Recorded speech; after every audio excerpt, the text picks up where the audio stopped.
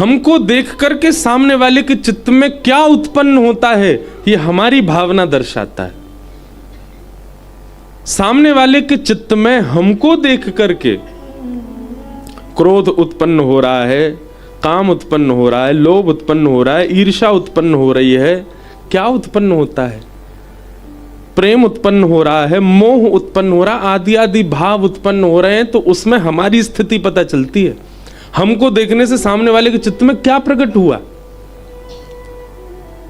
लेकिन मीराबाई ऐसी हैं कि उनको देख करके सामने वाले के चित्त में कृष्ण प्रकट होते हैं।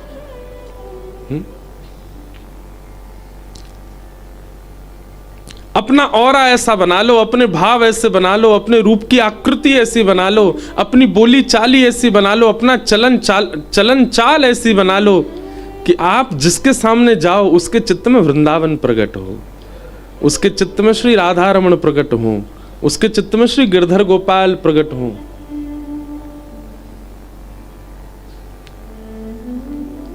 मीराबाई बहुत सुंदर हैं, पता नहीं क्यों 2 दिन से, अब तो हर कथा में ही आती मीराबाई।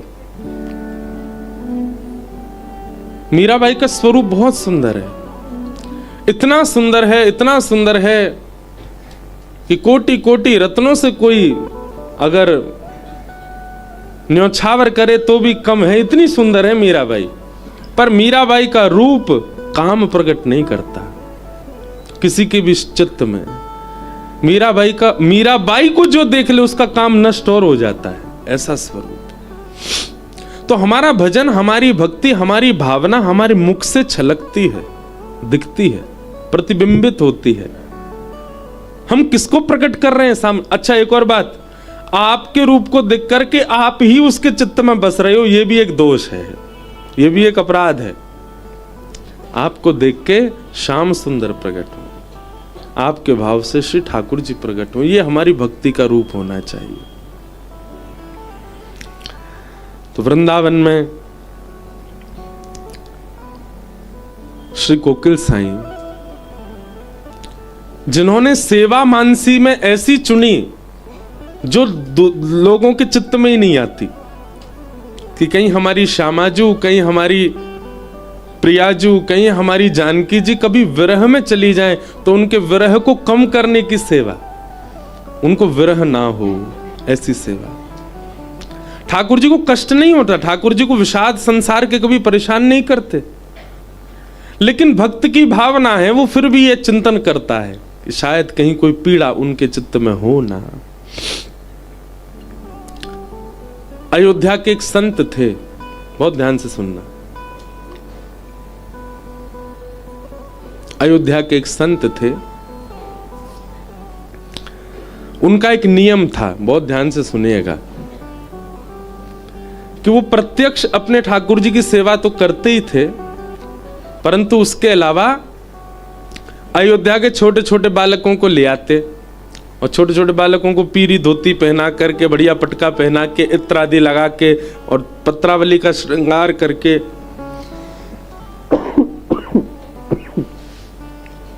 इसके लिए क्षमा करना।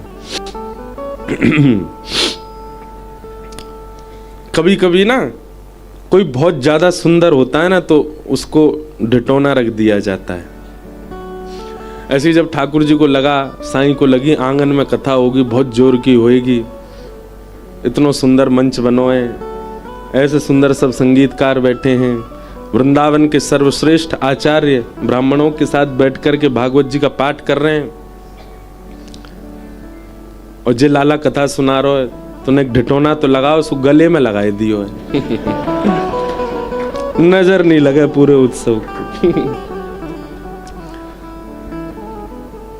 तो मैं क्या बता रहा था, एक संत थे अयोध्या में, वो अपने ठाकुर जी की सेवा करते थे, लेकिन उनका नियम था कि छोटे छोटे बालकों को ले आते और एक बालक को राम जी का रूप बना देते, सुंदर पत्रावली, खूब सुंदर पोशाक पहना देते, पटका उड़ा देते, गले में माला पहना देते और मुकुट पहना के धनुष बाण दे करके, भावना रखते ही नहीं थे कि ये कोई बालक है, प्रत्यक्ष धनुष बाण धारण करते ही इसी भावना से प्रणाम करते, मेरे राघव जी, मेरे राम जी। और फिर नन्ही सी एक बालिका को चुनरी उड़ाते उसको बढ़िया सुंदर श्रृंगार करके और तैयार करके और नथनी नथ बेसर आदि पहना करके तुरंत यही भावना रखते कि ये श्री जी हैं, हमारी जानकी जी हैं, किशोरी जी। स्वरूप सरकार प्रत्यक्ष उनके प्रति वही भाव रखते थे कि ये साक्षात ठाकुर जी। एक दिन बाबा ने बहुत सुंदर झूलो तैयार कियो, झूलो सजायो, झूला, और झूला पे दोनों स्वरूप सरकार बैठाए दिए और बैठाए करके उन्हें झुलाने लगे।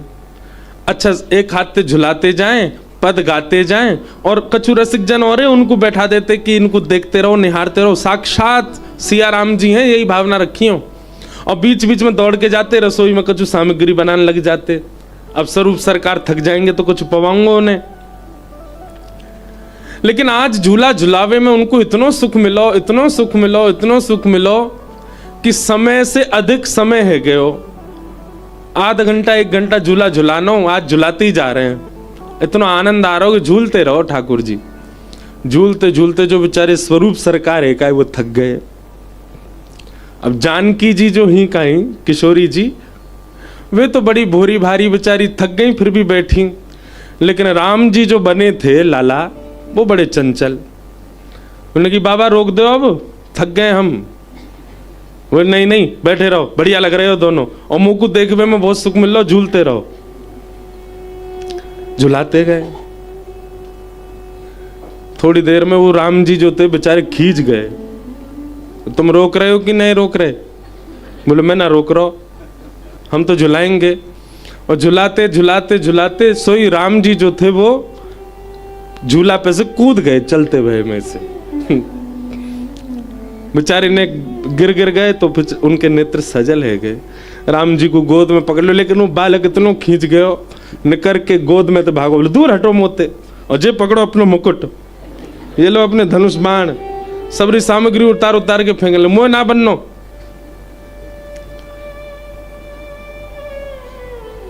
जब स्वरूप सरकार श्रृंगार उतार के इस बात से इनकार करने लगे कि मैं राम नहीं हूं, तो बाबा रोने लगे, चरणन में गिर गए, लिपट गए बालक से।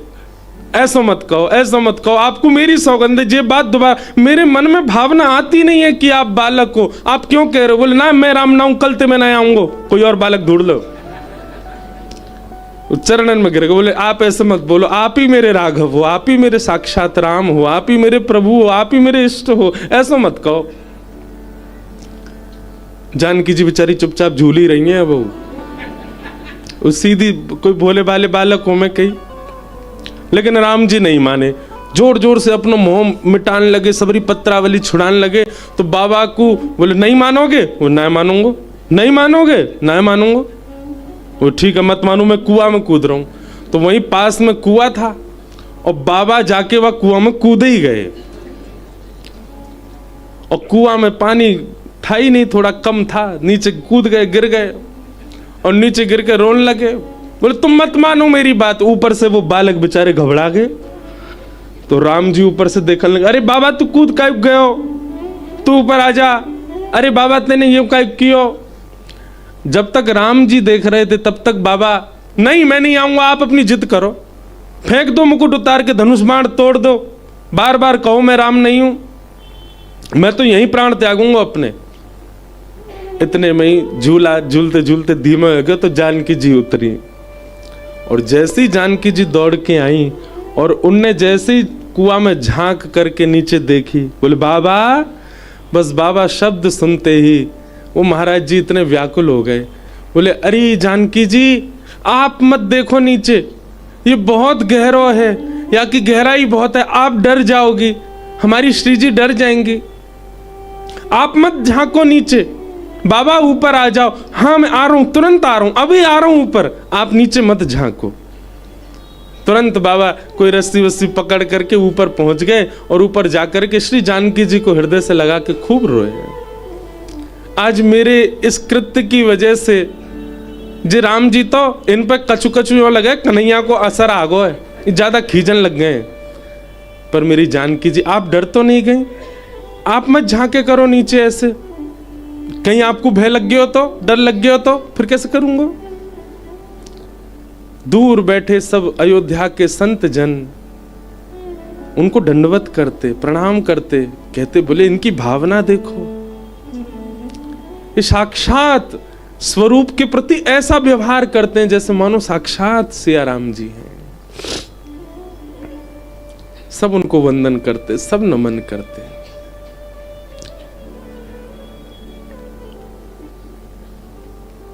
और एक दिन ऐसे ही स्वरूप सरकार बनते बनते कोई अयोध्या के बालक को ले आते, स्वरूप बनाते। एक दिन प्रत्यक्ष श्री राम जी ही उनके हाथ में आ गए और उनका स्वरूप बना करके जब बैठाया, आज बाबा को कुछ अलग ही दर्शन है रहे। दर्शन कराते कराते जैसे भोग पधरायो, श्री ठाकुर जी ने स्वयं पाके अपनो झूठो पवायो और श्री जी और जानकी ने लीला ऐसी करी, वही रूप को दर्शन करते करते वे महाराज जी वहीं भगवत धाम गमन हो गए और श्री राघव जी उनको अपने संग ले गए, अपनी लीला में प्रवेश कराया। हमारी भावना, हमारे चित्त के भाव कैसे हैं, किसके प्रति बन रहे हैं, वो प्रधान है, उसकी प्रधानता है।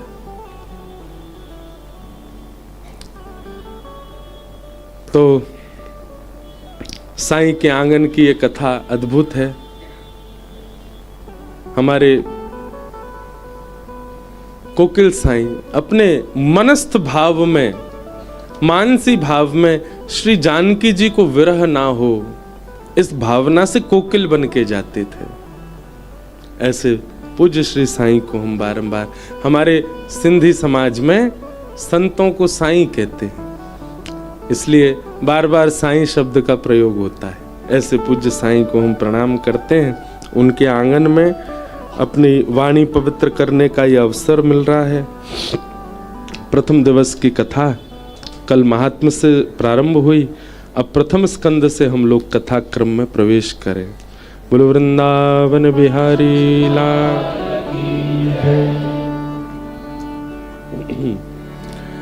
जन्माद्यस्य यतोऽन्वयादितरतः चार्थे स्वविज्ञस्वराट् तेने ब्रह्म हृदय आदि कवये मुह्यन्ति यत्सूरयः तेजो वारिमृदां यथा विनिमयो यत्र तृषगो मृषा धाम्ना स्वेन सदा निरस्तकुहकं सत्यं परम धीमहि।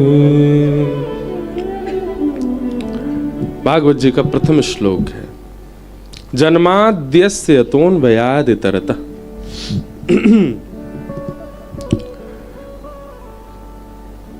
अनेक अर्थ हैं इस श्लोक के, पर जन्म लेते ही जो परमात्मा, एक कृष्ण परख अर्थ है। जन्म लेते ही जो परमात्मा जिन माँ के यहाँ जन्म लिया, पिता के यहाँ जन्म लिया, उन्हें छोड़ अन्वयाद इतरतः दूसरी मैया के पास चले गए। दूसरी मैया कौन? यशोदा मैया। और वहां जाके क्या किया? बोले चार्थे स्वविज्ञ स्वराट। अविज्ञ हैं, अनविज्ञ नहीं है, सब जानते हैं। कितने रूप बदल करके राक्षस आए, पर सबको पहचान गए श्री ठाकुर जी। तेने ब्रह्म हृदय आदि कवये, आदि कवि ब्रह्मा को भी जिन्होंने अपनी लीला के द्वारा ग्वाल बालों का हरण किया था ना ब्रह्मा ने, उनको ठाकुर जी ने अपनी लीला के द्वारा अपने रूप और अपने ऐश्वर्य का भाव समझाया। मुह्यन्ति यत् सूरयः, इंद्र आदि देवताओं को भी गिरिराज आदि धारण करके अपनी लीला पर मोहित किया। तेजो वारि मृदाम यथा विनिमयो, पृथ्वी जल अग्नि वायु आकाश, पंच तत्वों को जिन्होंने अपनी कृष्ण लीला के द्वारा पवित्र किया। हम एक बात कथा में कहा करते हैं कि श्री कृष्ण पर्यावरण मित्र हैं। यदि किसी के चित्त में पर्यावरण संरक्षण की भावना है तो वह भी समझ ले कि कृष्ण उसको उससे भी प्राप्त हो सकते हैं। जिस प्रकार नित्य तिलक लगाना, नित्य कंठी पहनना, नित्य नाम जप करना, एकादशी व्रत करना, तुलसी निष्ठा रखना, ये सारी निष्ठाएं हैं वैष्णवों की। ऐसे पर्यावरण संरक्षण निष्ठा अगर कोई धारण कर ले तो ठाकुर जी उसको उससे भी प्राप्त हो सकते हैं। रज के प्रति, नदियों के प्रति, वृक्षों के प्रति, लता कुंजों के प्रति यदि उनके संरक्षण की भावना उसके चित्त में आ जाए तो श्री ठाकुर जी उससे भी उसको मिल जाएंगे। हमारे गिरिराज जी में श्री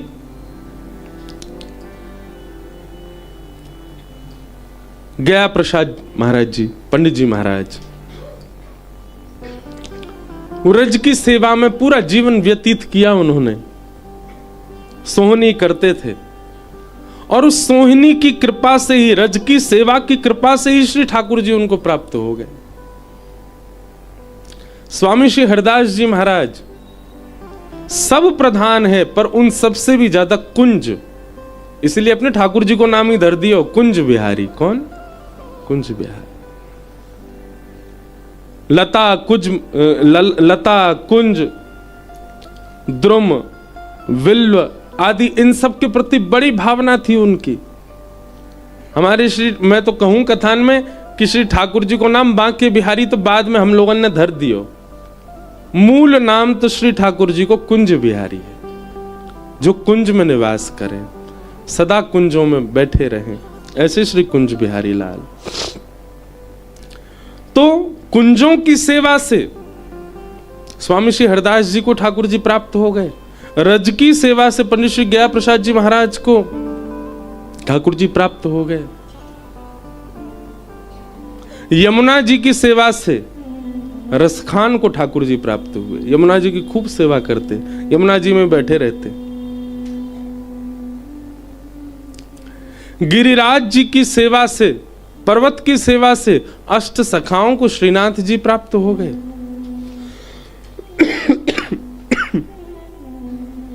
और केवल इन लोगों को ही प्राप्त नहीं हुए, इन्होंने कुंज निकुंज नदी पर्वत आदि आदि पर्यावरण से प्रेम किया, इनको ठाकुर जी प्राप्त हुए और इन लोगों के आश्रय से हमको प्राप्त हो गए। आज वैष्णव जन इस बात को भूल जाते हैं कि यह कुंज की सेवा भी एक बहुत बड़ी सेवा है।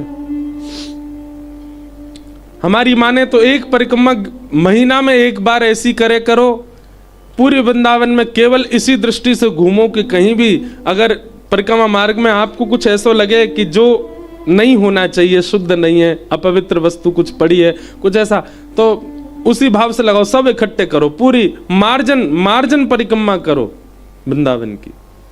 आप विश्वास मानेंगे, आपकी मार्जन परिक्रमा से श्री ठाकुर जी और जल्दी प्रसन्न हो जाएंगे। 5 लाख नाम जब से जो कृपा होनी होगी ना, वो एक मार्जन परिक्रमा से हो जाएगी। लेकिन करवे में हमें बड़ो संकोच होएगा, कैसे करें? हमारी तो भावना यही, अभी कथा में आने से पहले वृंदावन के सब पद देखता हूं, सब पदों में एक ही बात है, कुंज निकुंजों के भाव, कुंजों की सेवा, निकुंजों में ठाकुर जी ऐसे करते। आज कुंज निकुंज रज भी नहीं बची वृंदावन में, रज भी खत्म होती जा रही है। इन सब के प्रति हमें भावना प्रकट करनी है, तभी ठाकुर जी प्रसन्न होंगे। भगवान श्री कृष्ण स्वयं तेजो वारी मृदाम यथा विनिमयो, पृथ्वी जल अग्नि वायु आकाश सबको पवित्र कर रहे हैं, और हम इन सबको अपवित्र करते हुए ठाकुर जी को प्राप्त करना चाह रहे हैं।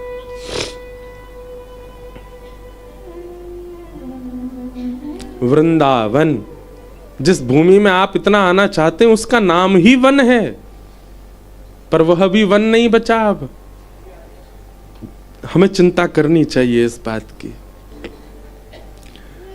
तेजो वारि मृदाम यथा विनिमयो, भगवान ने अग्निपान की, वायु को पवित्र किया तृणावर्त के वध के द्वारा, जल को पवित्र किया कालियानाग के वध के द्वारा, कालियानाग संहार के द्वारा,